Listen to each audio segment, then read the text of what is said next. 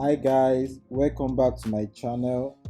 In my last video we started a series on creating form component library using auto layouts and component properties, and today we are going to continue from where we stopped by creating our password input field. And in case you missed the last video, kindly go back to watch so that you can follow along with me. And lastly guys, don't forget to subscribe to my channel.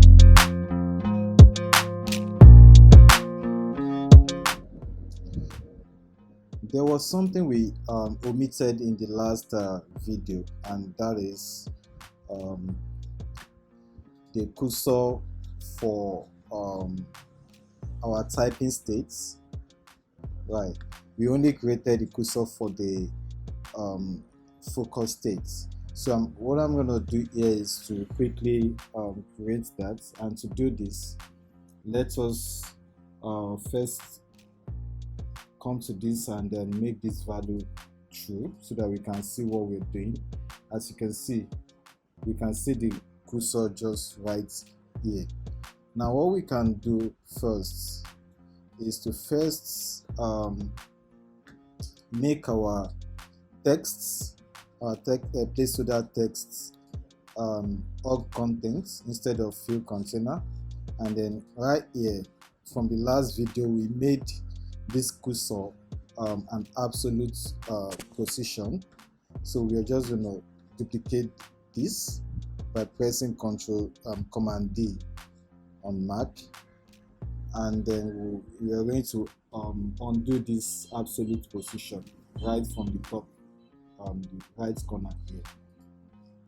Now that we've done that, as you can see, the reason why we did that is so that the cursor can be relative to this frame, this auto layout frame.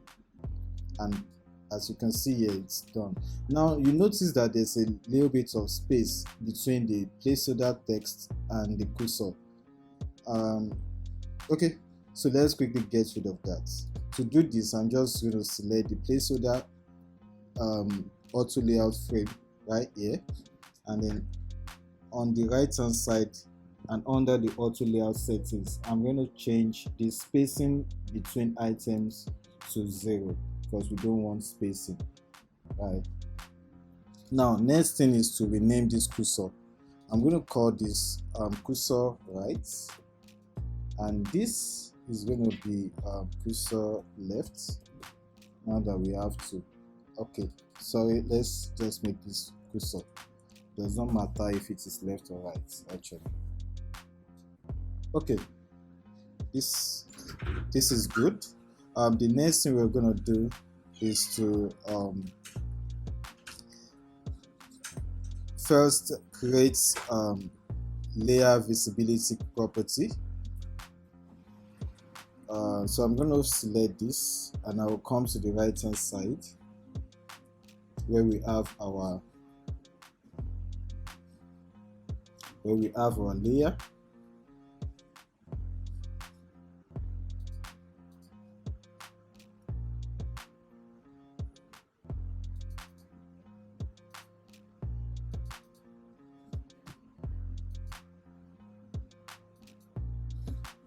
So I'm going to come in here and detach the property first, and I'm going to create another property.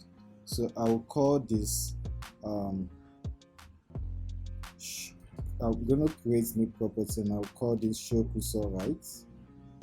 Show cursor right, this is good, and I will change the value to false by default. Okay, good. So one more thing we need to do. I'm just going to come back here. There's something we need to do here. Let me change this back to true so that we can see. So I notice that this cursor has a very sharp edge. So in order to make this a little rounded, what I need to do here is to select this and select this also, and I'm going to come right here at the starting point. I'm just going to select rounded. Okay, As you can see, the edges are already rounded. Okay, now that we've done that, I'm gonna go back to changing these values, our cursor value. So I'll select it right here.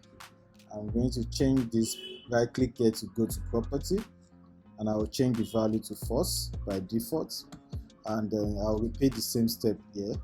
Come right here, right click on this to go to property, and from this change the value to false.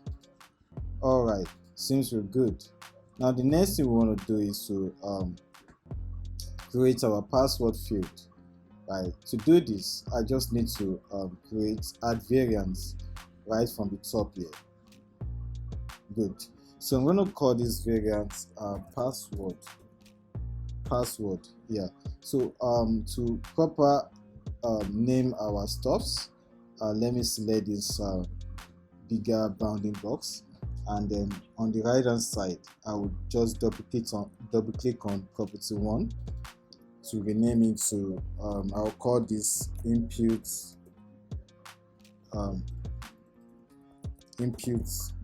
type, right? And then right here, if I click on this button, I can adjust the different values that our input type can have. So instead of, okay, so by default we have defaults, but we can change this default to text, while the next one is password, which is good. So let's move on. Another thing we can do here is to proper layout our component. We can just quickly turn this to an auto layout by clicking the plus sign, and I can change the direction to horizontal just right here. Let me increase the space between to something like 40. Yeah, this is good. So I'm just gonna move this right here. So to tweak this a little bit, I'm gonna change this to yeah, text label is fine. This one I can call this password,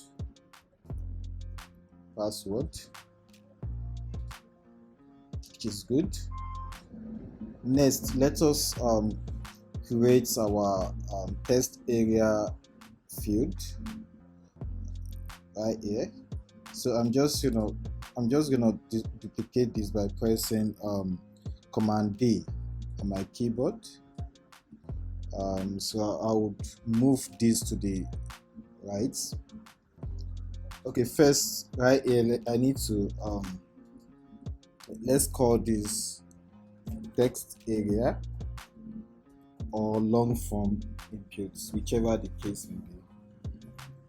So I'll just leave this as text area. So I'm just gonna move this to the right by just hitting the right arrow key. Okay, let's adjust this frame a little bit. Okay,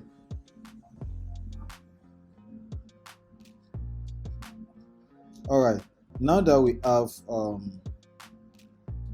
this created, let's quickly customize. I'm going to call this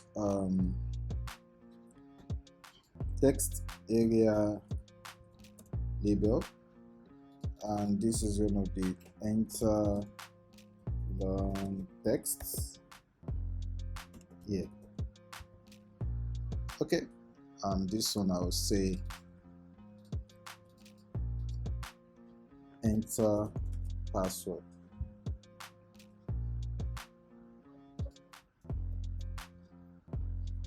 Okay, so in order to make this unique to a text area, there's a little piece of icon that needs to be added here. So I'm just going to quickly create that. So on my keyboard, I'm going to hit the letter L to activate the line tool here, and I'm going to just draw out this. I have 10. Let's start with that. First, let me round the corner right here. I'll select round. As you can see, it's already updated. So I'm just going to duplicate this by holding down the option key on my Mac and then drag down. As you can see, is duplicated. So I'm going to reduce the size. Again, I can hold down the shift and the option key to adjust this by maintaining the constraints, as you can see here. All right, now that we have this, let's select both and convert to auto layouts by pressing shift A on the keyboard. All right, let me rename this as move. Okay, good.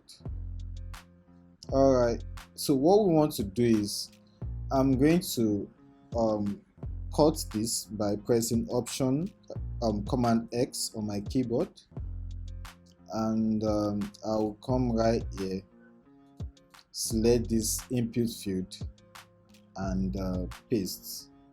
Good. You notice that because this input field is an auto layout, that is why automatically this our move icon is placed here. So in order for us to gain flexibility on this icon, I need to give it an absolute positioning by clicking this right icon, this small icon right here. Now it's absolutely positioned, so I can move it around, as you can see. So it's meant to be here, and it's meant to be rotated by 30 degrees, fine.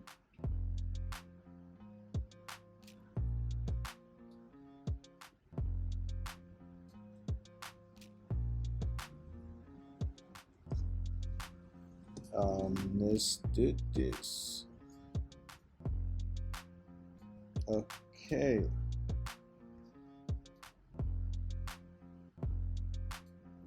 All right.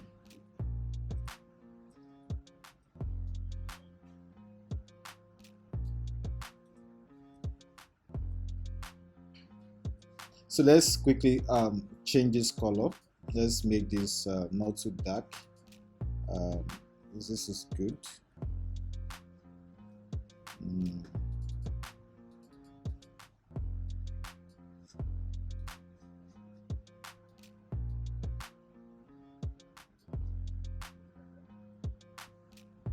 All right, let's go with this. Now that we have that, let's quickly check out something here. Let's say for instance we're typing something. I'm just going to copy this and paste quickly this way. You notice that our text is going out of this box. How do we correct this? Few things we need to do is this. First, we need to set this text to fill container, as you can see. Now what we're trying to do is we want our text area field to be smart enough so that while you're typing, it's introducing a scroll bar on the right, whereby the text is going in above, and then you can type multiple text without affecting the height of this text area. Okay, so in order to do that, a few things I'm going to do here is to number one,